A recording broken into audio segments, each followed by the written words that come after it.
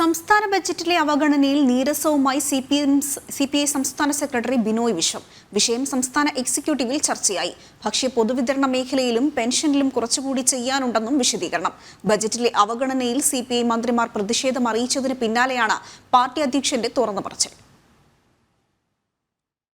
സംസ്ഥാന ബജറ്റിൽ സിപിഐ മന്ത്രിമാരുടെ വകുപ്പിനെ അവഗണിച്ചത് വിവാദങ്ങൾക്ക് വഴിവെച്ചിരുന്നു. ഭക്ഷ്യവകുപ്പിനെയും ക്ഷീരവകുപ്പിനെയും കാര്യമായി പരിഗണിച്ചില്ലെന്നായിരുന്നു പരാതി.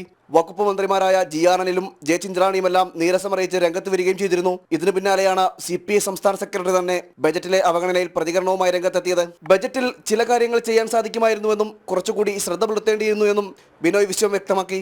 ചില വിഷയങ്ങളിൽ സർക്കാരിന് കുറച്ചുകൂടെ ചെയ്യാൻ കഴിയേണ്ടതുണ്ടെന്നാണ് ജനങ്ങൾ പ്രതീക്ഷിക്കുന്നത്.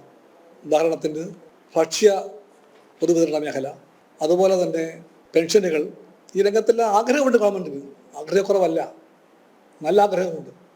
പക്ഷേ സാമ്പത്തിക പരിമിതി മൂലം കഴിയാതെ പോയിട്ടുണ്ട്.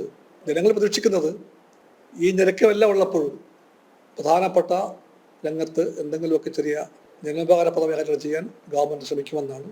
CPM-ന്റെ പ്രത്യയശാസ്ത്രത്തിലെ നയംമാറ്റത്തിലും സിപിഐ സംസ്ഥാന സെക്രട്ടറിയുടെ നീരസം വ്യക്തമായിരുന്നു. വിഷയം ചർച്ച ചെയ്യാൻ മുന്നണിയിൽ സംവിധാനമുണ്ടെന്നാണ് ബിനോയ് വിശ്വത്തിന്റെ പ്രതികരണം. കഴിഞ്ഞ ദിവസങ്ങളിലായി തിരുവനന്തപുരത്ത് നടന്ന സംസ്ഥാന എക്സിക്യൂട്ടീവിനും കൗൺസിൽ യോഗങ്ങൾക്കും ശേഷം പ്രതികരിക്കുകയായിരുന്നു ബിനോയ് വിശ്വം.